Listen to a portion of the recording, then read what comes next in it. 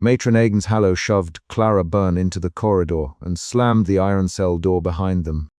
Betrayal tightened Nurse Sarah Kemp's hands the second she watched the matron press the heavy lock with the ring of keys that never left her hip. Suspicion had been a constant undercurrent in Sarah's shifts for weeks. That night it hardened into something she could no longer ignore. She moved to the observation slot and kept her voice small, counting pulse and breath rather than speaking. Doubt flickered as she read the prewritten line Matron Aigens handed her to copy into the ledger. Corrective seclusion applied. Patient responsive, Sarah had worked the night shifts for 2 years. She knew linen counts, feeding times, and the exact cadence of the ward's gas lamps. She also knew how Matron Aigens used those fax records, measured doses, and exacting routines to smooth over broken bodies. The ward had a schedule and a vocabulary for pain. Sarah's first reaction was to follow orders. The second reaction was fingers that did not let the ledger page lie. Her eyes followed Matron as Aigens wiped her spectacles on the hard apron and dictated a neat phrase into a ledger stained at the corner. The immediate conflict lay on the threshold, authority versus what Sarah could no longer accept as care. Clara hit the door with her shoulder and spat a single sentence before the key turned. "You will not pretend this is help." The line landed in the corridor like a thrown stone. Matron Aigens, "Clara, quiet. This is for your good." Orderly Thomas Reed eased his weight against the wall and watched Sarah. The 3 seconds of silence that followed tightened more than any restraint. Sarah's baseline that night was a nurse's routine. Checks, measurements, small comforts offered in whispers. That baseline fractured when she found the sealed bundle in the linen crate later that morning. The bundle contained directives stamped with a physician's initials and sketches of bruises by a child's hand. The discovery pulled her away from simple care toward a decision that would name the institution's methods for what they were. Her chest bunched with anger that felt like iron. She folded the papers into her apron and returned them to the crate with fingers that trembled. Matron Aigens stood in the corridor with her keys jangled, a tall, angular figure in muted grey and charcoal.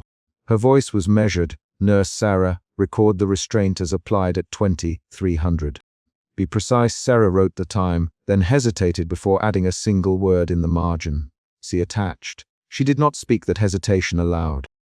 She watched the matron slide the ledger into the brass pocket of her watch chain and felt a fear that measured itself against consequences. Lost position, reputation crushed, legal wrath from a town that trusted the institution. A confrontation followed naturally because Sarah could not unsee the notes she had found. She took the sealed bundle to the nurse's station and waited while Dr. Elliot Marlowe crossed his hands over the ledger.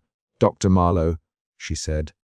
Voice steady though her hands shook, "These directives are not listed in supplies. They are instructions for procedures not in our manual." He scanned the pages without surprise. "We call them experimental adjustments," he said. "Their results will refine care." "Sarah, they read like orders to harm." The doctor tapped the ledger. "Nurse Sarah, be careful with the words you use.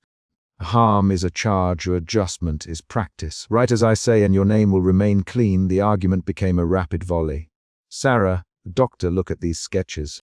"Look at Clara's arm," Dr. Marlowe replied. "Clara resists. Resistance leads to harm of all. We prevent greater damage." Sarah pressed. "Prevention. You ordered sedation for compliance last week." Dr. Marlowe's jaw tightened. "I ordered measured sedation for agitation." Sarah. "Measured sedation left bruises on her wrists this morning." The exchange was not rhetorical. Each line named a fact. Each fact weakened the official phrases. Orderly Thomas stepped forward, matron me to secure the patient. "Sarah." "I did what I was told." He repeated the line with a different tone when she looked at him. Defensive, then sullen. Sarah turned to Thomas and said, "Did you see the ledger entry altered?" Thomas swallowed. "I placed the log as instructed. I do not know of alterations." He avoided her eyes. The avoidance tightened Sarah's suspicion into fear. She felt the walls of the ward as constraints that might close around her if she pushed too far. Sarah's action pattern changed then. Observe, collect, hide. She had always kept a habit of tearing a single page from the ledger, an old superstition of nurses who feared paperwork more than death, to write quick medication notes when paper supplies ran low. That habit saved her that morning. She palmed a page, folded it small, and slipped the sealed bundle directly between it and the ledger's spine. It was a small, precise gesture. It felt like theft and like preservation at the same time. The next event came as Matron Agnes dictated. "Note compliance after corrective seclusion," she said, voice clipped. Dr. Marlowe added, "Record reduced agitation." Sarah's pen moved mechanically. Clara's muffled sobs came through the slot, raw and immediate. Matron adjusted her collar and tapped the ring of heavy iron keys against her hip. The sound was a punctuation mark that signaled order. Sarah's throat closed. She placed the folded page into the hollow of her apron and walked away. Soon after, Nurse Sarah found herself in the supply room again, this time with fewer witnesses. The crate lid resisted and then gave beneath her hands. She pulled out medical binders and the sealed bundle slipped from beneath folded sheets. The bundle's edges were softened by repeated handling. The papers inside described a punitive sequence that doctors called corrections, periods of enforced immobility, deliberate sensory deprivation, and an apparatus of restraint to be applied at the ward table. The directives used clinical language to sketch instruments and time limits. The words on the page outlined a ritual performed as treatment. She heard footsteps and stuffed the bundle into the hollow of the ledger. Orderly Thomas appeared at the door. "What are you doing, Sarah?" he asked. Sarah fumbled. "Inventory counts." The linen list was short. Thomas's gaze slid toward the ledger and then to the matron's office. "Be careful," he said. His warning carried self-interest more than care. Sarah's face went hot. She answered, "Matron is not careful with people." "Thomas," he flinched at the accusation, "don't be careless with your words." "Sarah, they will use them against you." His tone was blunt. The exchange ended without violence but with threat implied and the corridor noise swallowing the words. The next morning matron called Sarah into the office overlooking the ward. She stood by the tall window and watched two patients, their backs to the glass, pacing the yard. The office smelled of stale antiseptic and ink. Matron tapped a ledger page in front of Sarah. "You must sign this. It confirms the procedure was administered for therapeutic reasons." Sarah read 3 lines and then said, "Therapeutic reasons do not include purposeful bruising." Matron Agnes's spectacles slid down her nose. "Nurse Sarah, you will not make moral decisions for the board. We follow the doctor's plan." Dr. Marlowe sat with his fingers folded and watched the exchange like a judge with a ledger of his own. The confrontation escalated to threats veiled as professional counsel. "Dr. Marlowe, Nurse Sarah, you know your standing in the town depends on discretion. Speak against the ward and you risk your licensure." Matron added, "We must preserve the institution's reputation. Your questions do not help the patients." Sarah's reply was a sentence measured and dangerous. "I will not write false entries." Matron's face hardened. "Then you sign or you find a new line of work." Thomas knocked and announced a patient transfer. The sound broke the standoff. An external event forced a pause and shifted the scene outward. When Clara was taken to the treatment room that afternoon, the ward tightened into a single focus. The treatment room was a narrow chamber with a ward table in the center and a single candle fixed in an iron sconce above. Dr. Marlowe stood at a distance, a pen in his hand, while Matron Agnes arranged instruments on a metal tray. The instruments were placed like tools of measurement: levers, leather straps, a small iron clamp. Sarah's hands hovered over the tray without touching. The instruments looked familiar in a clinical way, and they looked meant to bind. She watched Matron pick up a strap and fasten it once around Clara's wrist. "Clara, lie down." "Matron." Clara looked up and spat. "You call this treatment? You call this mercy?" Matron's reply was a careful line. "Clara, you will submit now and accept the procedure." Dr. Marlowe murmured, "Record baseline vitals." Sarah moved to the table and pressed fingers to Clara's pulse. Her fingertips found a quick thump that turned ragged as Matron tightened straps. Clara's voice became a single broken phrase. "Stop it. It hurts." The scene at the table accelerated into the chapter's peak. Matron Agnes lifted a leather pad, slid it under Clara's back, and attached an iron brace to secure knees and ankles. Dr. Marlowe bent to the ledger and wrote numbers as if measuring a specimen. Sarah stood with a paper between her hands that suddenly felt heavier than the metal setting. She wanted to speak. Her throat closed. She could have reached for the straps. She did not. Fear sharpened into physical reaction. She pulled, then let go. Her fingers left a print of sweat on the edge of the tray. The instruments bit into the story that night. Matron pressed a cold iron band against Clara's wrist and clicked the latch. The patient screamed once, low and raw. Dr. Marlowe counted a time on his breath, and then wrote an order to increase restraint if resistance continued. Increase. Matron to Thomas quietly. Thomas obeyed. The sequence was mechanical. Secure, check vitals record. Sarah's face paled. She stepped closer, then stepped back when Matron's eyes cut across the table. Nurse Sarah. Matron. Clipped. Assist. Sarah nothing. She placed a hand on Clara's arm and felt skin that left a crescent of white where straps pressed. Her hands trembled. Nurse Sarah steady. Dr. Marlowe.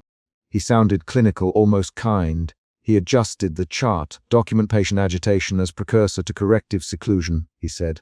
Matron's hands were precise, practiced. She spoke through clipped motions. Secure the head. Keep the limbs contained. The room smelled of metal and a boiled disinfectant. Clara's breathing hitched into a pattern of short sobs, followed by a long-drawn groan.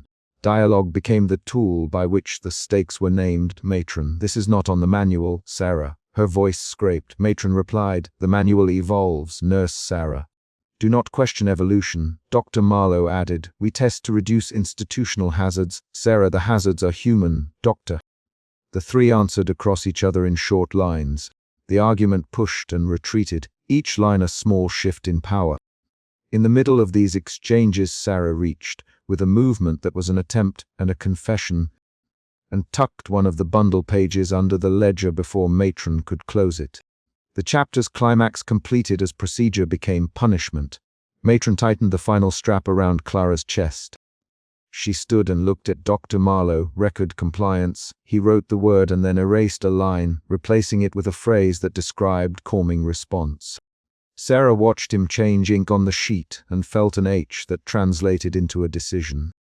She slipped the original page, untouched, specific, into the hollow of the ledger and then, when no one was watching, into the inner seam of her apron. It was a small theft with a large consequence. Sarah's hands moved with a surgeon's carefulness when she hid evidence. They shook when she closed her fist. After the procedure, they returned Clara to the seclusion cell. Her shoulders hunched as she passed the corridor.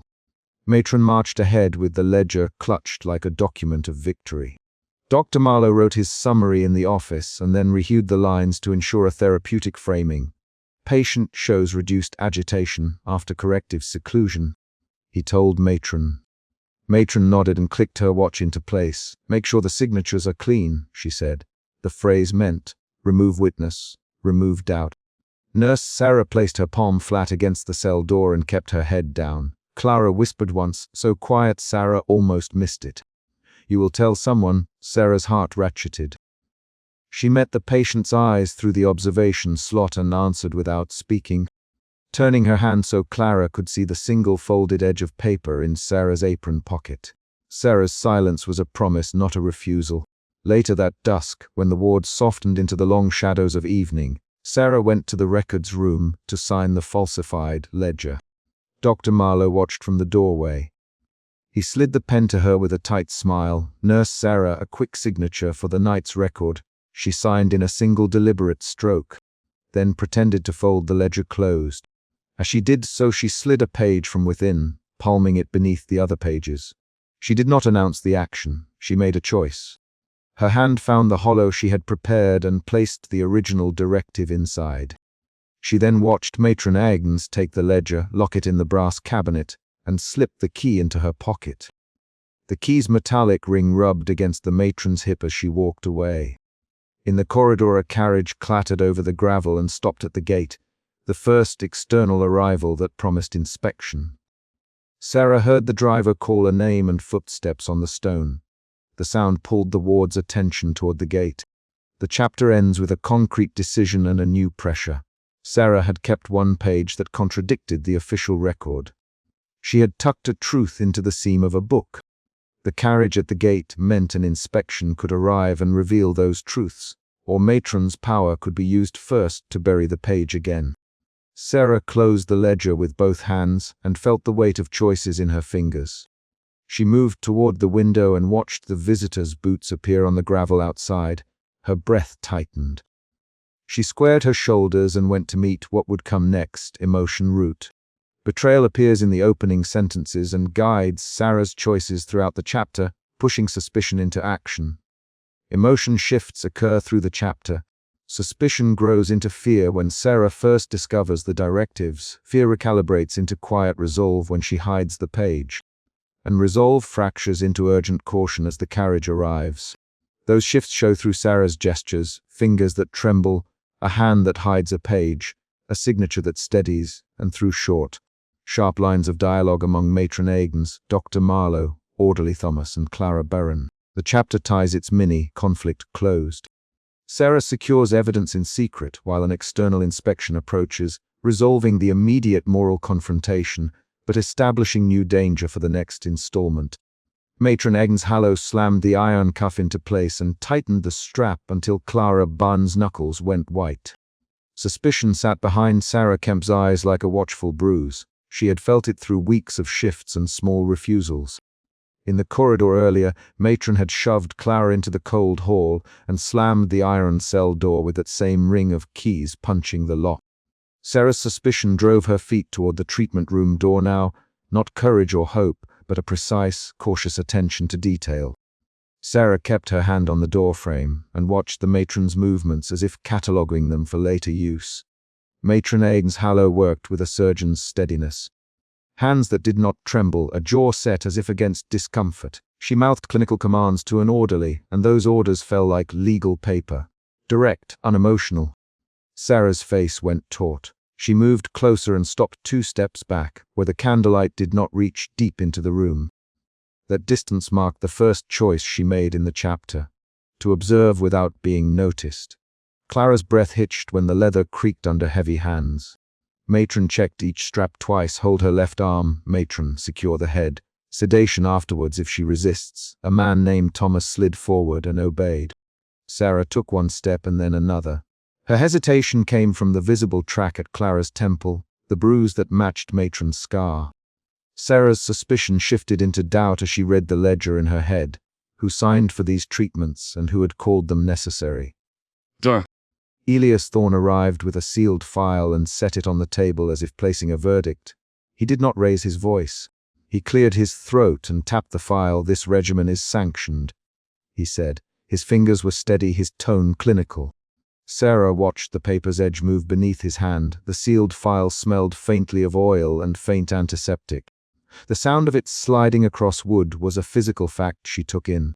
Sarah's doubt tightened into something like fear when she saw the doctor's expression, calm, detached, and protective of procedure. Elias, make the notes plain, matron, orderly. Prepare the restraint board. Orderly Thomas obeyed and folded his face down to his task. Sarah pictured the ledger she had glimpsed once before in matron's office. A hidden book, pages rewritten, death dates altered. That memory from the corridor where matron had slammed the cell door returned as a precise image. The key bitten into the iron, the sound of metal, Clara's shoulder pressed past the threshold. Sarah's suspicion moved into anger now, a tight, controlled motion under her ribs. Matron pulled the strap over Clara's wrist and clicked it shut. Sarah stepped forward and said, "Matron, the marks." She stopped. Matron turned without surprise. Nurse Sarah Kemp, "Matron, stand where you are. This is for Clara's good. Restraint prevents escalation." Her words were flat and offered no room for debate. Sarah answered with a single, controlled line, "Matron, the family asked for a lower dose. We promised them gentler handling." The line hung between them and exposed matron's calculation. Matron's lips tightened. "Promises don't keep the ward standing, Sarah." "Order does." She tapped the ring of keys at her hip. The sound of metal against metal made Sarah's hand twitch. An external event shifted the room. The physician broke the seal and spread paper across the table. He read aloud the regimen, formal phrases that masked measures. Increased restraint windows, sanctioned sensory deprivation, controlled exposure to cold. Clara's eyes tracked the doctor's mouth. She made no sound. Sarah moved around the table to check Clara's head support. Her fingers brushed damp hair at the temple and found the warm smear of dried blood. "Clara, can you tell me where it hurts?" Clara's eyes blinked once and fixed on Sarah. "My head." Clara tried to say, voice hoarse. Matron interrupted, "Not now. Save talking for after stabilization." That order turned conversation into a procedural act. The physician folded the file and pushed it to Matron. "Sign here for the intensified schedule," he said. Matron signed with a calm hand. Sarah watched the trace of ink as if it were a binding knot. The sight of Matron's signature on the paper shifted Sarah's fear again into a cold clarity. The institution sanctioned cruelty. After the procedure, Sarah followed Matron into the dim anteroom and closed the door behind her. She kept her voice low. "Agnes, those marks." She stopped when Matron's eyes pinned her. "Sarah, matron, you watch too much pity. The ward survives on order, not sentiment. You have a ledger at home. Do you count the reasons?" Her question was rhetorical. Sarah's throat tightened into a taste of bile. She moved to the wash basin and washed her hands as if scrubbing away more than blood. The water smelled of brick and cleaning fluid. Her hands left faint prints on the porcelain. Matron folded her hands and produced her brass pocket watch. "I have been here longer than you have lived, nurse. Orders must be followed." Her posture was rigid, the uniform exact. High starched collar, heavy wool dress, hard apron. Sarah watched the ring of heavy keys at her hip swing once. Matron's scar at the temple caught the candlelight like a line of old iron. Outside the anteroom, footsteps moved down the corridor and then faded. Sarah's suspicion shifted into a cautious plan. Evidence must be found and hidden. She remembered the ledger in Matron's office from 3 nights before, when she had lingered to fetch a chart and seen the crooked corner of a bound book under a loose floorboard. That concrete memory pulled at her options. Sarah left the anteroom under a pretense and waited for the ward to thin. The corridor smelled of boiled starch and old straw. She walked to the door marked Matron's office and listened for movement. The knock she gave was soft. There was no answer. She pushed the door and let it bide open a crack. Inside the matron's office was a narrow room with a heavy desk. The ledger lay hidden beneath 2 folded linens on a high shelf. Sarah moved with a steady hand and slid the cloth aside.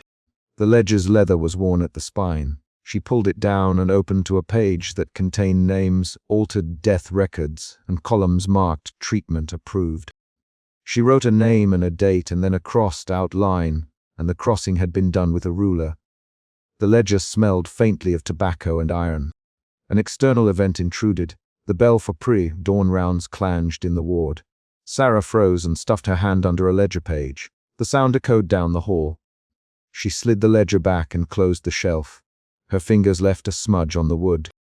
She left the office with the ledger's edge hidden beneath a folded apron and walked to the washroom alcove. There she set up a small lamp and began to photograph pages with a hand camera she kept for emergencies.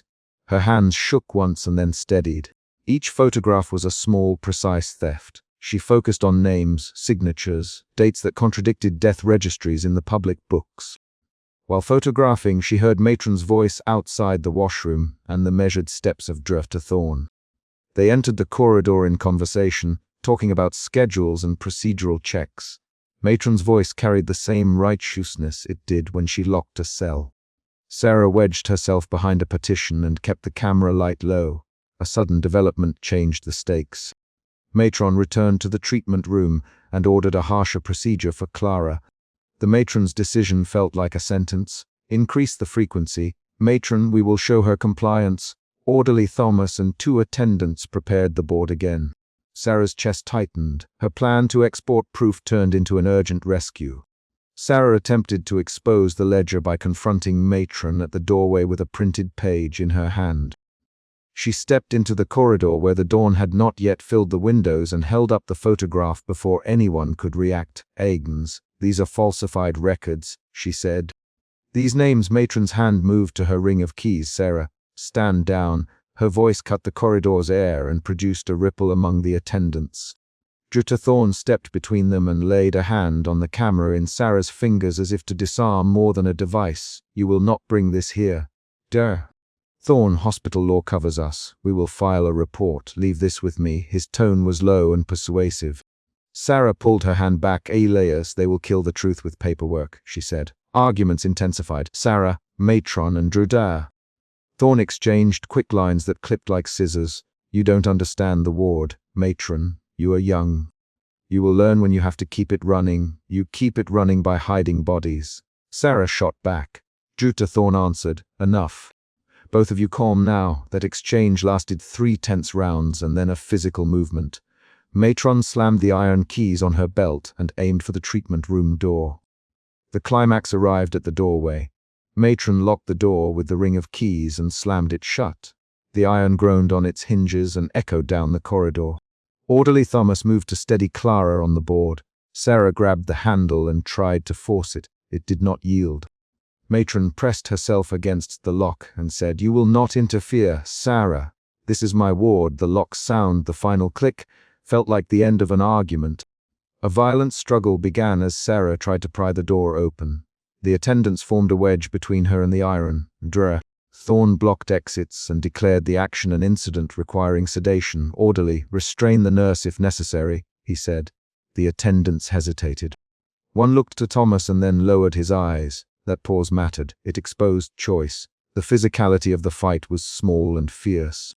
Sarah shoved against a shoulder and heard a soft grunt as bodies collided. She grabbed for the keys at Matron's hip.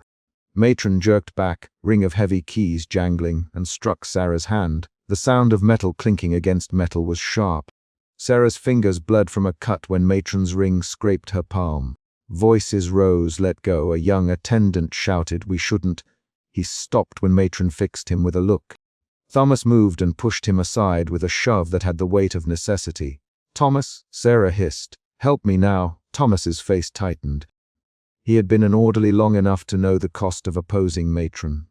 The room shifted again when Matron ordered sedation. An attendant injected Clara, and her eyelids drooped. The sound the syringe made as it whispered into flesh was a bright, clinical sound in the otherwise damp corridor. Clara's breathing became slow and even.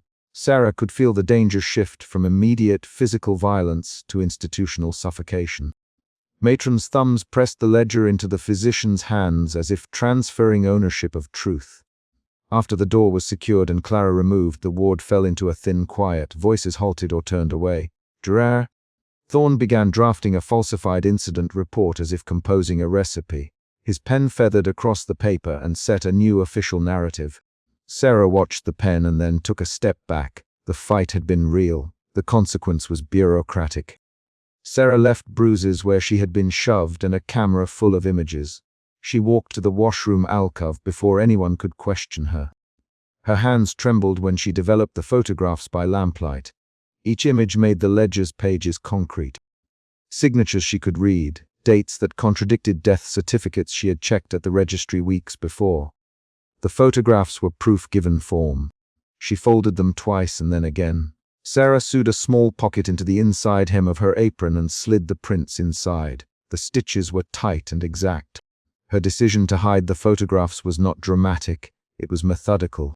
She had learned to work in small, precise motions from months of observing Matron's own mechanical efficiency. An unexpected twist arrived when Sarah reread an entry and found a name she recognized. A young woman recorded as having died 2 years prior who had been admitted again under a different number. That discovery altered everything. It turned falsified records into a pattern of identity erasure. Sarah imagined the ledger's ink as a tool for erasing people, and the idea turned a controlled anger into resolve. She considered confronting Thorne with the photographs. She considered taking them out of the ward entirely and delivering them to the registry. Her options had costs. Her fear moved into calculation. She decided to smuggle the photographs out that evening during linen delivery when the night staff shifted change and Matron's attention was elsewhere. Sarah placed the camera back into its cloth and put the washroom lamp out. She dressed in a fresh apron and walked to Clara's infirmary bunk to see her face. Clara's breathing was slow. Her wrists had pale marks where the straps had been. Sarah held Clara's hand briefly, feeling a small pulse and nothing else. Clara's eyes fluttered but did not focus. The touch was a quiet confirmation that the body had survived this procedure, at least for now. She left Clara and paused in the corridor. The ward's other staff had not intervened in the altercation. Some had looked away and some had followed orders. Sarah thought of the young attendant who had hesitated and of Thomas's shove. People's choices had tilted outcomes. She resolved that the ledger photographs would move the tilt in a different direction. Sarah stepped into the matron's office one last time and slid her hand beneath the desk to feel the rough floorboard edge where she had once pried loose the hidden shelf. Her fingers found the knot she had made earlier. It was a tiny scar in the wood, nearly invisible. She forced it open, revealing a small hidden compartment. Inside lay an old brass key and a faded ledger scrap. She replaced the scrap and left the key where it would not be found. The chapter's final confrontation arrived quietly. A knock at the outer sluice door that did not belong to staff rounds. Sarah heard it and held her breath. She stuffed the stitched pocket containing the photographs deeper inside her apron and ran a towel along her palms to erase traces of damp. When she walked to the door, Matron's silhouette blocked the candlelight in the anteroom, and the ring of keys on her hip flashed like a small threat. "Who is it?" Matron called. "No one known." A voice answered from the corridor. It was low, and it made Sarah register the word visitor. She tightened her apron with a deliberate motion and stepped toward the sluice. That step was the last action in this chapter. Sarah moving out of immediate exposure and carrying proof tucked against her body. Her suspicion had set the course. Doubt had forced her to look. Fear had narrowed her choices. Resolve had made her sue and hide and prepare. The ledger photographs were small physical things. They would not stop Matron's key from turning tomorrow, but they changed the stakes from rumor to evidence. Sarah closed the sluice door behind her and walked into a corridor where morning light had not yet cleared the windows, carrying the weight of a single, concrete decision. Matron Agnes Hallow ordered Jonah Pierce into the restraint chair and snapped the leather straps closed while Nurse Sarah Kemp stood rooted at the doorway. Suspicion had lived in Sarah's chest for weeks. It pushed her forward now. She watched the matron adjust each strap with deliberate precision. Jonah's shoulders rose under the straps. He did not fight. He did not beg. Sarah stepped closer despite the ring of keys at the matron's hip. "Hands, matron, secure him." Matron's voice left no room for argument. Sarah's suspicion hardened into a practical question. Why this patient this night, this extreme measure? The question moved her feet.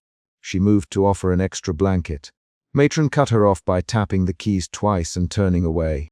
Sarah's background took shape in action as she moved through the ward. She had trained in the hospital wing for 4 years, handled feeds, baths, small wounds. She had held Jonah's wrist when he trembled through a fever. She knew the prints the restraints left. These were not sudden observations. They were a ledger of small facts inside her hands. The ward's rules sat above them in an off-white binder on the nurse's desk, but the binder had never contained the ledger she would find later. That omission weighed on her the way cold brass weighs on a hand. Matron did not speak to Jonah. She spoke to the strap, to the leather buckle, to the ledger of procedure she maintained in muscle and motion. Jonah's eyes tracked Sarah for a second, and there was a flicker, trust, and then resignation. Sarah felt the flicker like a small burn. She stepped back when Matron signaled. The orderly, Thomas Reed, moved to close the door. "Sarah, Thomas Lowe, stand down." He did not meet her eyes. The warning was practical, not personal. Sarah felt the warning as pressure against her sternum. She swallowed and did not look away. They left Jonah strapped into the chair. The corridor hummed with the ward's late, evening routine. A cart scraping polish, the distant cough of a patient, the creak of an iron lock. Sarah's hands found the sleeve of her uniform and smoothed it. She had to act. Suspicion had shifted into resolve. She caught Matron in the corridor. The matron's profile was a knife. Severe bun, sallow skin, round spectacles set low. The ring of heavy iron keys swung against her hip. The matron's ledger sat under her arm, pages folded with neat cruelty. Sarah stepped so close their shoulders nearly touched. "Why, Jonah?" "Sarah." Her voice was tight. "Why tonight?" Matron's lips compressed. "Jonah is reactive. Matron, he requires containment. You know the protocols." Her hands to adjust the brass pocket watch on her vest. She spoke in clipped sentences. "Order keeps the ward safe. Your duty is to carry out orders." She tapped her keys. The gesture closed the corridor around them. "He didn't hurt anyone." "Sarah, he was quiet today. He ate. He spoke to me about the ration schedule." Sarah's words were small, procedural, intended to plant doubt. Matron's face did not change. "You didn't authorize relief," she said. "You will not undermine care. I will not tolerate negligence." She stepped back. Thomas stood to her left, an orderly's posture like a blade. Sarah felt the corridor narrow. Her resolve slid toward fear. The next night Sarah found the ledger. She had returned to Matron's office to fetch bandaging and noticed the desk drawer unlocked for the briefest second. Matron had answered a door knock and left the room with her ledger under her arm. Sarah's fingers closed over the drawer knob and pulled. The hidden ledger lay beneath the desk's false bottom, bound in dull leather, the spine embossed with initials she did not recognize at first. She did not think. She moved by habit, reach lift open. The ledger's pages were numbered and coded. Each patient's name had a shorthand beside it. A letter, a date, a short phrase, seclusion, restraint protocol, therapeutic correction. The phrases had the neatness of medical language and the sting of something else. The ledger listed Clara Byrne with a date 2 weeks earlier and the notation cuff, signal. Sarah pressed her thumb against the ink. The notation matched what she had seen. Matron's iron cuff at Clara's wrist until the knuckles whitened. She closed the ledger and tucked it under her arm. Her breath was shallow. The corridor outside Matron's office held the dim wash of a solitary candle. Sarah could see the dent in the matron's composure where the keys lay heavy at her hip. The ledger meant the abuse had approval. The ledger meant it was institutional. Sarah walked to the physician's room before dawn. Drew Edwin Mallory kept his lamp low and his charts neater than the morning. He read in a bowl of the same medical jargon Matron used: symptoms, interventions, outcomes. He had the careful detachment of a man who had learned to see patients as cases and outcomes. Sarah placed the ledger on his desk with both hands. "Dear Mallory," she said, "this is a record of punishments disguised as treatment." Her voice did not tremble now. The ledger's weight made her words blunt. "Draw." Mallory lifted his glasses, scanned a line, then leaned back. "There are notes here of restraint and seclusion," he said. "These are within accepted practice for management of disturbed behavior." He tapped a pen. "We must prioritize safety. Nurse Kemp." The counsel would agree. He folded his hands. His tone was clinical, final safety. "Sarah, this list names patients and tokens. It has signatures, initials, dear." Mallory's gaze slid to the ward window. He did not speak of signatures. "You know our constraints, Sarah. You must follow channels. This concerns administration more than nursing." His thin smile shut the conversation. Sarah left with the ledger clenched and an H behind her ribs. The H moved into determination. She planned a quiet rescue. If the ledger proved systemic, she would not expose it to a man who defended procedure before people. She would act in the dark. She chose Jonah. His name sat clean on the ledger with a note she had not yet decoded. She had watched his hands tremble under fever, and she had fed him once when the matron turned her back. Jonah had looked at her as if someone had finally answered the small question of his worth. Sarah herself, the ledger's proof, would follow action. She would loosen straps, free him, and then show the ledger to the council if she could. She waited until the ward grew still. Nurses took their breaks in the dim kitchen. Matron kept her rounds frequent but predictable. Thomas and an orderly named Reed did the night patrol. Sarah timed her approach for the moment the corridor cleared. She knelt at Jonah's straps and worked the buckle with fingers that knew leather. Jonah's breath hitched. He did not speak. Sarah slid 2 fingers under a strap and found the worn notch. The leather smelled of sweat and the wax used to treat it. Sarah's thumb brushed Jonah's wrist. She felt the pulse slow and faint. The strap moved. A footstep she had not counted struck the corridor. Something metallic hit wood. The light from the corridor spilled across the restraint room door. An orderly's voice said, "Who's there?" Sarah froze with her hand half under the strap. Her chest hammered. Fear rushed from her mouth in the sound of her breath. The door eased open a crack. Thomas's silhouette filled the gap. His face registered the motion before his mouth formed words. "Sarah," he said. She did not have time for explanation. Sarah slipped the strap fully free. Jonah's shoulder slumped as if a weight had lifted. He whispered, "Thank you," so low his lips barely moved. Sarah started to pull him up when Thomas moved into the doorway with the slow, inevitable calm of someone who carries orders rather than curiosity. "Put him back, Thomas." He did not raise his voice. "Matron will hear of this." The sentence contained a consequence as heavy as an iron cuff. Sarah pushed Jonah toward the covers. "He's tired," she said. "He needs bedding." Not straps. Her hands were steady. The room held only the thin scrape of the chair and the distant clock. Thomas stepped forward. He reached for Jonah's shoulder. Sarah braced. The two touched with the friction of opposed duties. Jonah's head rolled against Sarah's chest and left a faint sweat smell. Thomas's fingers closed over the strap. He looked at Sarah with an expression that mixed pity and duty. The door threw itself open.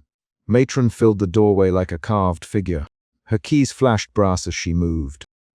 Her ledger was not in hand. Somehow she always appeared when she needed to, but her face had the blade of someone prepared to punish. Sarah Kemp, matron. Remove your hand from that patient, the words cut. She advanced without hesitation. Her right hand reached for the iron cuff on the shelf. Sarah put Jonna behind her as if her body could shield him. Her breath rattled. Matron, please. Sarah, he needs rest. The ledger, she did not finish. Matron's eyes flicked to the phrase without surprise. Matron's wrist moved like a machine's. She snapped the iron cuff into place on Sarah's wrist and turned the key in a practiced motion. The cuff closed with a clack that everyone in the corridor heard. Jonah cried out. Sarah's arm stung. The cuff bit flesh.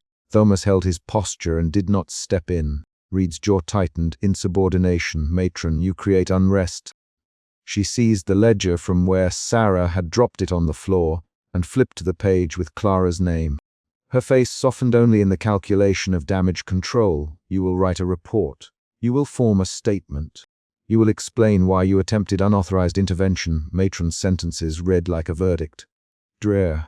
Mallory arrived behind Matron, a lamp in hand and an expression that refused to name sympathy. We will handle this administratively, he said. Do not escalate. He looked at Sarah with the same detachment he had used at the desk. The physician's refusal was not a mercy, it was a barrier. Sarah watched Jonna's fists whiten where the strap still dug at his palms. He stared at her with a look that said there was no place safe here.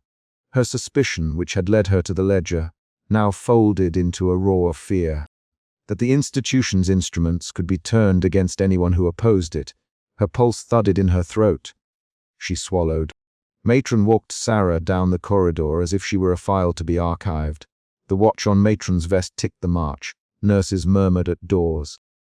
Clara's name flickered in Sarah's mind with the memory of being shoved and cuffed until her knuckles blanched. The memory from the ledger matched the memory Sarah had seen earlier when Matron had forced Clara into the corridor and slammed the iron cuff into place. That alignment made the ledger irrefutable in Sarah's head. The ledger proved that Matron had not acted alone. At the main hall, Matron called for a written statement and an immediate report. Sarah's hands trembled as she took the paper and a pen. Her cuff clinked faintly against the desk as she signed a line where Matron required her name. The motion scraped her pride. She wrote the facts in small, precise sentences, resisting any flourish. You will learn to obey, Matron. She closed the file with the calm of someone closing a surgery tray. Loyalty keeps the wards open. Disorder closes them. The words had the ritual certitude of a prayer. They moved the patient Jonna to a harsher seclusion cell. The nurse assigned to the seclusion moved mechanical with efficiency. Sarah watched Jonna's shoulders fold into the narrow bed. Thomas led Jonna, and his hands on Jonna's elbows were steady, impersonal. Sarah's fear bent into a cold shape. Reprisal complete. Example set. Back in her small quarters, Sarah sat on the edge of her cot, while the cuff threaded a dull H through her wrist.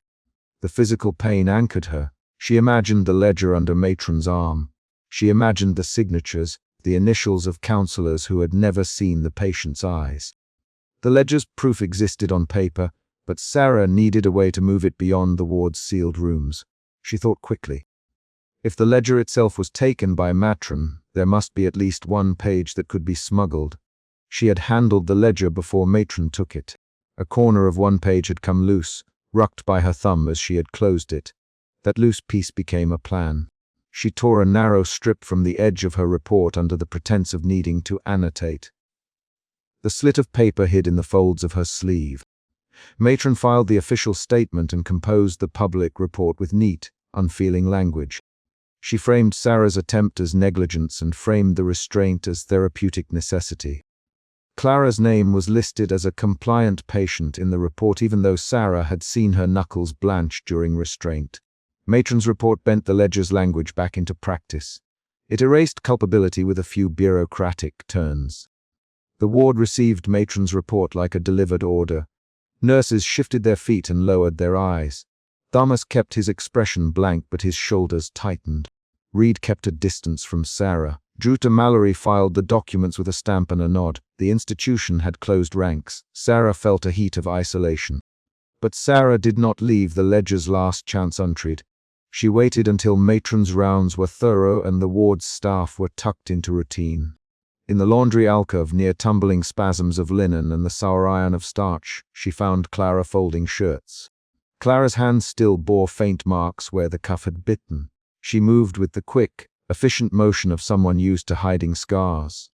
Sarah approached without announcement. "Clara," she said. Clara froze with a piece of linen over one palm. The word landed like a marker.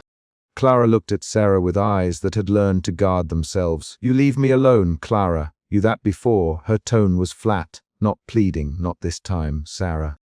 She pressed her cuffed wrist against the inside of her apron and slid a small strip of paper into Clara's palm.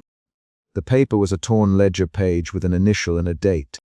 Clara's fingers closed over it with the mechanical motion of someone who has been taught to conceal. "What is it, Clara?" Her voice trembled a fraction. She kept her shoulders squared. "Proof, Sarah. Keep it hidden. Show no one." For now, Sarah met Clara's eyes with a fierce smallness that had none of the ceremony matron preferred. "Remember Jonna. Remember the cuff. Keep this until we can do something with it." Clara tucked the paper into her skirt and folded the linen over it as if she were covering a sore. The laundry room hummed with machines and smelled of starch and wet wool. The physicality of the room made the exchange concrete. Clara's thumb smoothed the paper twice, then folded the linen more tightly. "If they find out," Clara began, "they already know, Sarah. They just call it order." Her voice dropped to a steady, low tone. "We will find a way. Start by keeping this between us." She pressed the cuff against the laundry table and flexed her fingers until the numbness returned. Outside, the ward clock chimed the hour. Matron's footsteps passed the laundry door like a metronome. Sarah stood and straightened her uniform. She had not broken the institution's surface. She had placed a seed. That was action and not rhetoric. In the corridor, matron wrote her report with a slow, clean hand. She framed the night as averted crisis. She described Jonna's restraint as necessary. She named Sarah's actions negligence. Her sentences slit opportunity from the staff's options. When she left the office, she closed the ledger in a firm motion and set it into the locked drawer. Sarah walked back to the ward with the cuff at her wrist and a small flame of resolve tucked in her chest. The ledger page now rested against Clara's pulse. The reprisal had been exact, a public humiliation to warn others. The consequence sat on Sarah's arm as iron and sound. She had lost this battle. She had not surrendered. The ledger page in Clara's skirt meant the truth had a single witness besides herself. That witness might be enough to turn an official record into an accusation later.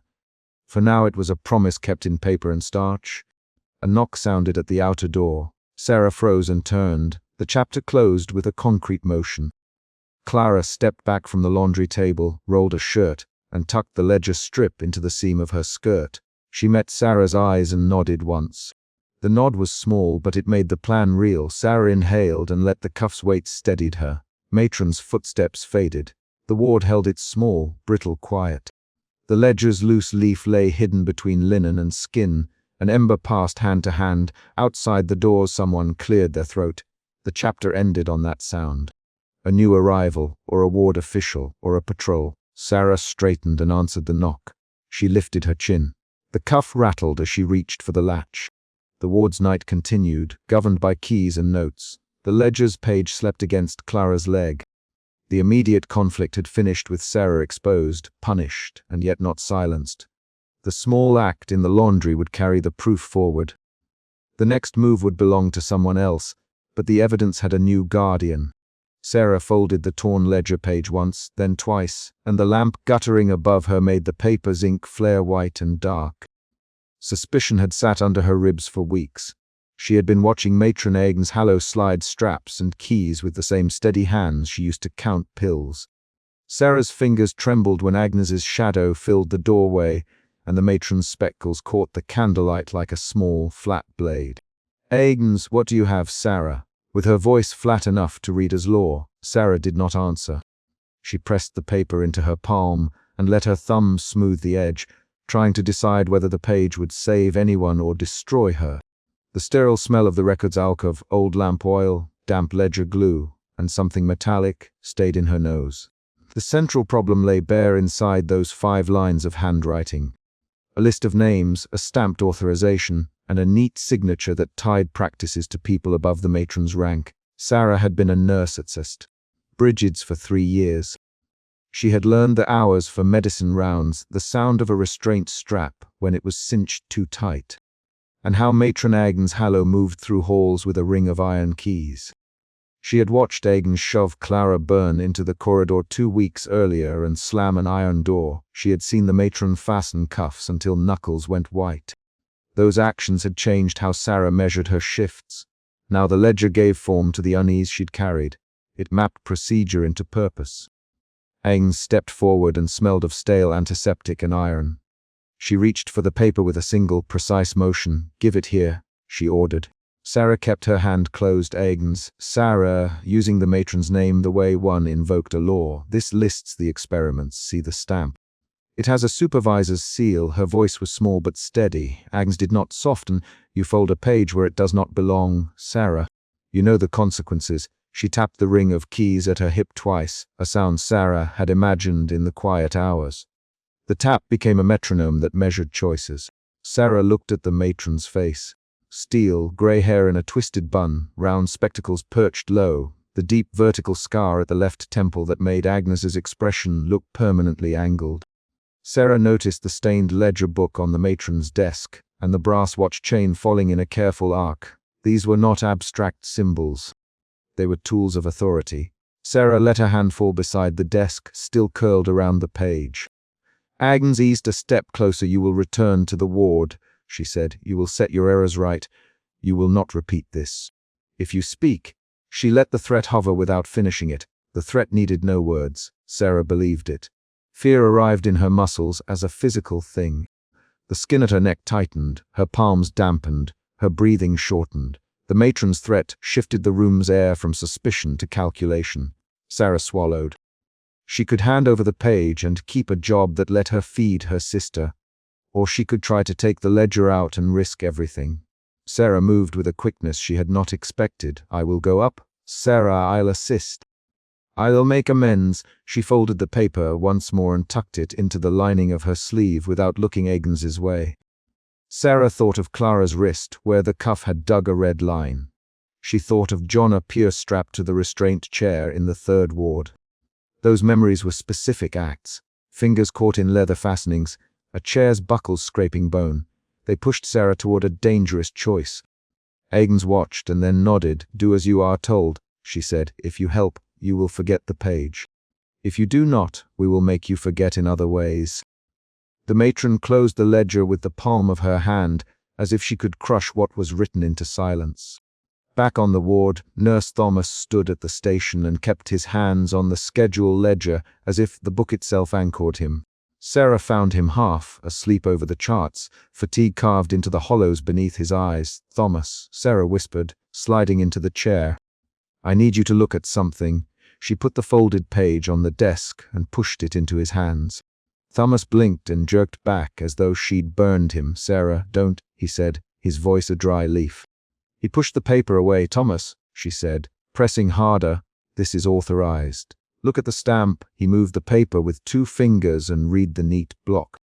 His jaw tightened. "This is dangerous. If we cross the matron." He let the sentence trail. The nurse's loyalty arrived in a measured shrug. Duty to the ward outweighed curiosity. Sarah leaned over. "Do you know what she did to Clara? She forced the cuff until Clara couldn't make a fist." "Jonah," Thomas cut her off. "Sarah, I know. I see what Agnes does. We keep the ward running. We answer to the board." "That is the line," he hit again with a flat certainty. "We do our duty. Return things to order." His refusal snapped something in Sarah. The emotion moved from suspicion to urgency. She felt heat behind her eyes and a tightening in her throat. If she pushed alone, she would risk ruin. If she stayed silent, she would become an accomplice. Sarah left with the page still tucked inside her sleeve and walked toward the sealed treatment cell where Matron Agnes had scheduled a corrective regimen for Clara Byrne. The corridor smelled of disinfectant and boiled starch. A nurse's cart rattled past with glass medicine bottles clinking. The ward's loudness, brittle footsteps, the scrape of shoes, masked the smaller sounds Sarah needed. The soft whimper from a sealed cell, the rustle of leather straps, the matron's low instructions. She entered the cell as Matron Agnes had instructed, and the door thudded closed behind her. Matron Agnes stood over Clara with a calm that had no mercy. Sarah watched Agnes set out tools on a stainless table, straps padding a small metal cup. The matron's motions were clinical. Each movement carried the voice of policy. Sarah had seen the same instruments used for legitimate treatments, but here they were arrayed like instruments of punishment. Clara, lie back, Agnes. We will proceed with the regimen. Nurse Sarah will assist. No resistance. She looked at Sarah as if confirming a contract. Clara's voice came thin from the cot. Please, Sarah. Please. She did not finish. Her hands shook as Agnes fitted an iron cuff. The cuff's inner edge had rough stitching that cut into skin. Sarah threaded the strap through the buckle because Matron watched. Her fingers moved in precise compliance. Pull, press, snap. She held Clara's wrist while Agnes tightened the strap until Clara's knuckles blanched. Sarah felt the leather's chill bite into the woman's skin. Every action was proof. The ward called this corrective, the patient called it punishment. Midway through, an event altered the room. The noise of the supply alcove thudded, someone knocking a stack of tins, and Sarah ducked from the sound to find the alcove door half open. She moved toward it and found a loose floorboard that lifted under her hand. Inside, folded and pressed flat, lay another ledger page. This one bore a stamped superior's seal and a signature, unlike the matron's neat hand. Sarah's lungs seemed to lose their weight. Her limbs reacted before her mind could. She took the page and read the authorization line. Directives to allow corrective study and to report outcomes with coded notation. A superior had sanctioned experiments.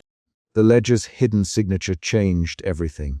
It revealed that the matron's cruelty was not rogue but instructed. The room's stakes raised from one woman's tyranny to institutional complicity. Sarah closed the alcove and returned to the cell. Her movement had the new edges of discovery. She was no longer confronting one oppressive official, but a system that protected such acts. The twist moved her from urgency to a hard clarity. She needed a plan, but there was no time. Agnes watched her with a tilt of the head that was almost a smile. Sarah, Agnes, soft and sharp, are you well? The tone suggested concern. The eyes catalogued something else. Sarah crouched beside Clara and undid the strap with a hand that did not want to betray its trembling. Her fingers found the buckle and pressed the catch. Agnes's hand closed over her wrist like a vice. You move that buckle and you leave us no choice, Agnes. She leaned in so her breath ticked cold against Sarah's ear. The danger was immediate. For Sarah, a single decision could erupt into violence. Sarah pulled harder. Let her go, she said. The matron's grip tightened. Let her go and I will show you what happens to those who defy orders.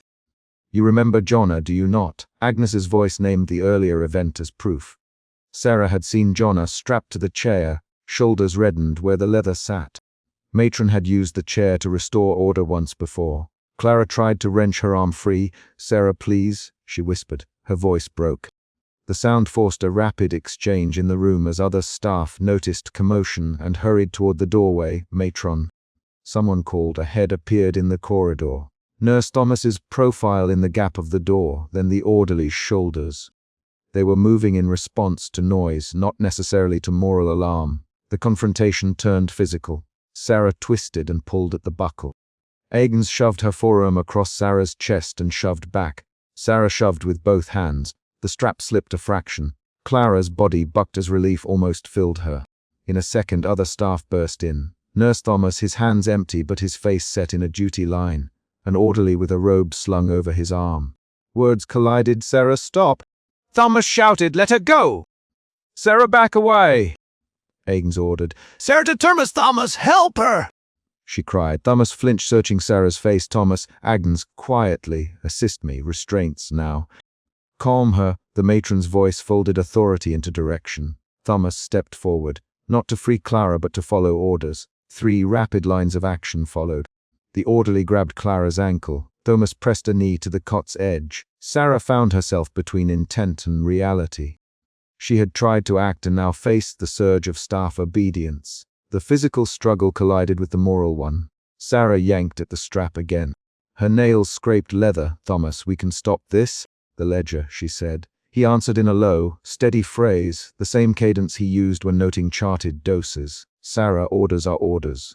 We hold to the ward." His voice contained something like fear turned to rule, bound calm. Agnes tightened the strap and then looked at Sarah with a slow, complete contempt. "You made a choice," she said. "Now live with it." She stepped back as Thomas finished the binding. The climax's violence was not a single blow, but a collapse of attempted rescue into enforced compliance. Sarah's hand slipped and Clara's arm fell back under the strap. The room's noise became a mechanical list. The catch of buckles, short breaths, an orderly's boot on stone. Sarah's chest pressed hard against each inhale. Her body felt bruised by failure. Matron Agnes reclaimed the ledger fragment from Sarah's sleeve in the confusion, flattening the page under her palm as if force could flatten truth. She folded both recovered sheets and tucked them into the stained ledger book. Sarah watched the matron seal records in front of her with the same finality a locksmith used when turning a key.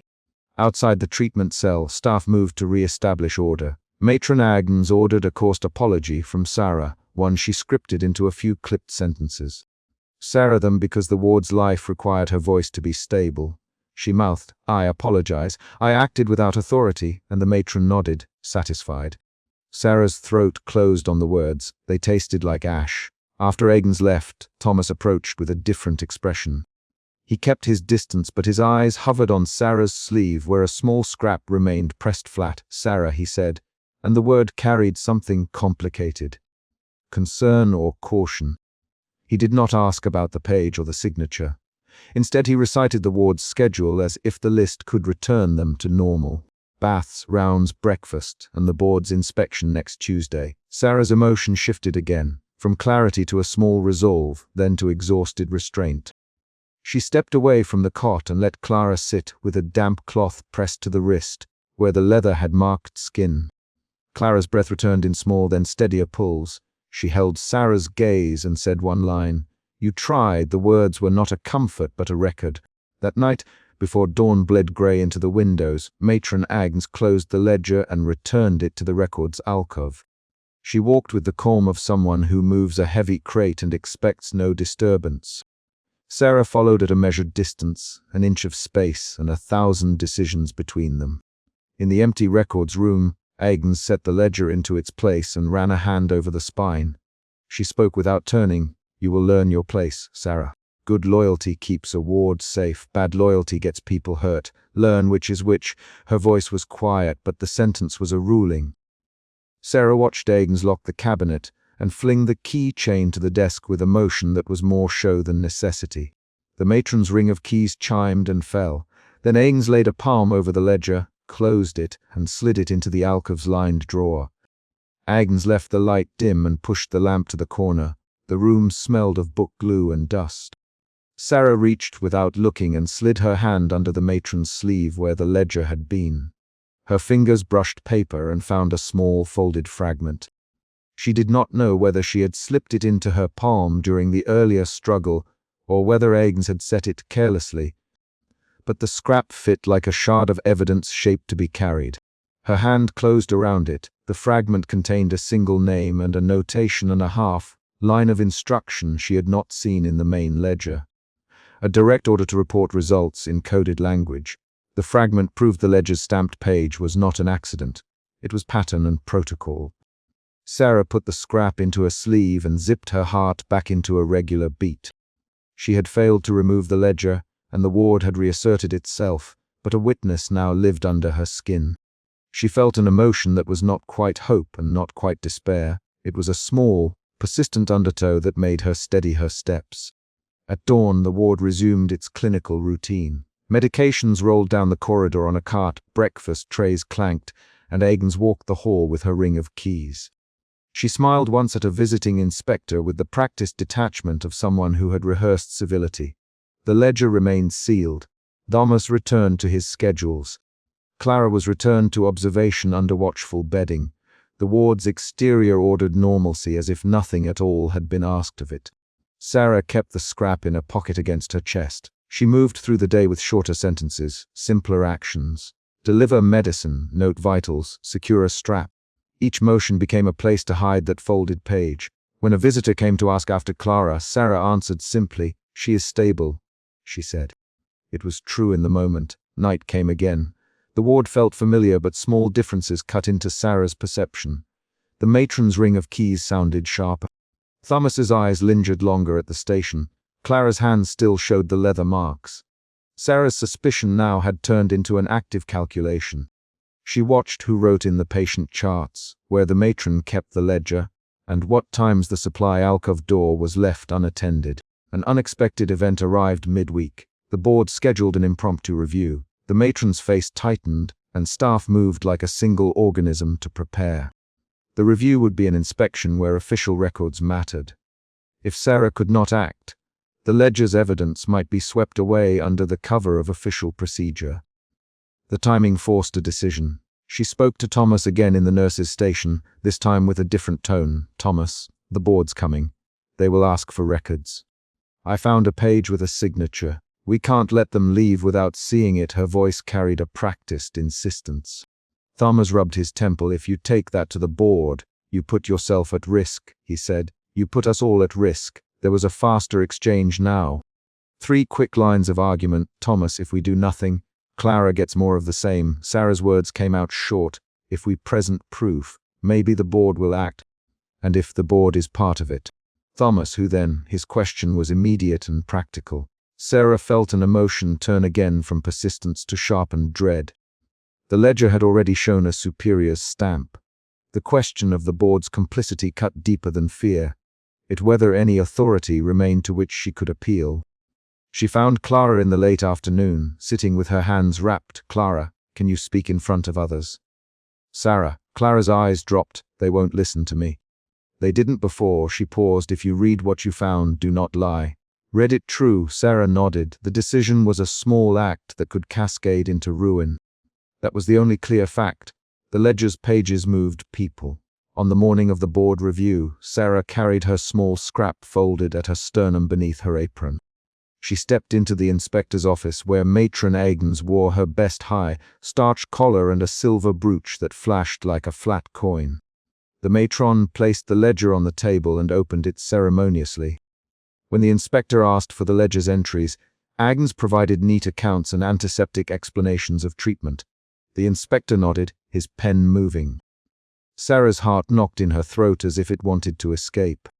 At the moment when the inspector lifted his eyes, Sarah placed her hand on the ledger and said plainly, "You should look at this." She produced the scrap and unfolded it. Agnes's face did not change at first. Then a slow, controlled outrage moved into her features. "You dare," she began. The inspector took the scrap. He read the stamped authorization and the coded order. He blinked, then looked up at Agnes. "This is signed by Jutta Harrow," he said. The name carried weight. Dra. Harrow was listed on staff rosters and had attended board meetings. He was a figure who could order studies and approve budgets. The inspector's pen paused over the page. The room smelled of fresh paper and the small, sharp odor of fear. Agnes's hand moved. She reached out as if to take the page back. "Matron," the inspector said, his voice even. "Step back." He did not reach for the ledger. He held the scrap between 2 fingers and read the coded line aloud. The words made the room rearrange themselves. What had been private now had witnesses. For a split second the matron flinched. Sarah saw it, a tiny relaxation of the jaw, a nearly invisible hitch in posture. The ledger's small piece of paper had moved power from secrecy towards scrutiny. That was the surprising reveal. A hidden page had changed how those in the room understood earlier events. Agnes recovered. She smiled with a practiced civility. "There must be a mistake," she said. She used the same phrase Matron used when shifting responsibility. "Mistake." The inspector looked at her, then at his notes, then back at Sarah. Thomas stood where he had been placed by duty. He did not speak until the inspector asked him what he knew. Thomas answered in careful phrases about ward procedure and patient safety. He did not defend Agnes, the truth of what he had witnessed in minimal, factual lines. The inspector's pen scratched across the paper like a metronome. The twist moved again. The inspector called for Jutta Harrow's file and asked that he attend. The board postponed the routine review and started a preliminary inquiry. Agnes's expression turned from practiced certainty to a closer, held composure. She did not shout or plead. She worked to keep each motion small and contained. Sarah's emotion shifted from dread to controlled, brittle relief. The ledger fragment had forced an investigation. The question now changed from whether anyone knew to what they would do with that knowledge. Sarah knew she had put herself in greater danger by speaking, but she had also moved action into the light. Matron Eggs did not speak in the hallway. She approached Sarah with the same measured step she used when counting keys. "You cannot imagine what you have done, Eggs. You have endangered patients. You have endangered yourself." Her voice was low. Sarah met her eyes. Her hand rested on the scrap in her apron pocket. She felt the page there like a presence. "I could not watch them hurt people and not act," she said. Her words were short and flat. Agnes's mouth tightened. "You broke discipline. Discipline is the ward. You will be punished for this." She turned away and walked with a stiff rhythm. The ring of her keys chimed. The inquiry widened over the next days. Drew Harrow was called and asked to explain the authorization stamp. The board convened. Staff were questioned. Thomas gave measured statements, Clara what she could in plain terms, a list of acts and the times they occurred. The inquiry uncovered patterns that matched the secret page. The matron's ledger no longer sat sealed without witnesses. Matron Eggs maneuvered through the investigation the way a skilled chess player repositions pieces. She blamed procedure, miscommunication, and necessity.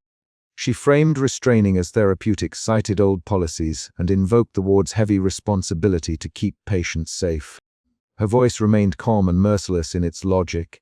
It was a voice that turned cruelty into order. When the board released its preliminary findings, they suspended a few staff pending further review. The matron kept her post through legal maneuvering while others were moved. The ledger's main entries were catalogue. The hidden pages were lodged as evidence. Sarah watched the paperwork move like water in a basin, slow, inevitable, and often redirected. In the quiet after the hearing, Sarah found herself standing in the records alcove where they'd first found the page. The lamp burned low. The ledger sat open behind a sheet of archival paper. Matron Agnes stood across the room with the same severe bun and round spectacles, hands folded. Sarah's scrap sat at the bottom of her pocket, warm from her palm. Agnes spoke without approaching. "You will never be safe here. Sarah," she said, "you are reckless. You do not know how far this will reach." You cried out and now the ward trembles. She the sentence as if warning a child about a storm. Sarah folded her hands. She felt no dramatic swelling of triumph. She felt an exhaustion that made her joints ache. Her choices had not ended the ward's practices entirely, but they had pried open a seam. She could measure consequences now. Who would lose position, who would be called to account, who would continue in work or leave under suspension. In the alcove, Sarah unfolded the small scrap one last time and smoothed its crease. She slid it into the side of her palm and allowed the motion to be private. The final decision in the chapter was intimate and quiet. She slid the scrap into the lining of her uniform and then crossed the room to place it inside the hollow of the ledger's bookcase, where the archive staff might not look immediately, but the investigator assigned to the case would find it later. Matron Agnes watched the motion, then turned and lifted her ring of keys. She walked to the cabinet and locked the ledger with a precise, practiced twist. The key's brass slipped into the lock and turned. The sound was small and absolute. Sarah felt the keys click and swallowed. The final beat came not as a speech but as action. Agnes pocketed the key, looked at Sarah once, and said, "Let the record rest for now." The words were a command, not a request. Sarah left the alcove with the ledger locked and a folded fragment hidden where she hoped it might be found by official hands. The ward moved forward into daylight, the inquiry continuing, and the ledger closed for a time with new marks against its spine. The chapter ended with a concrete, final motion. Matron Agnes slipped her heavy iron key into her pocket, the ring clinking, and the inspector's footsteps receding down the corridor as he carried the scrap to the boardroom for closer reading. The ward did not return to the same balance as before. Some doors were opened, some power reshuffled, and one small page had traveled from secrecy into evidence. That travel, simple, physical, irreversible, was the world's answer to the ledger and the matron's claim that order would silence truth. Sarah walked past the records room with the scrap pressed flat and known, and she felt the small weight of the choice she had made shift into the world.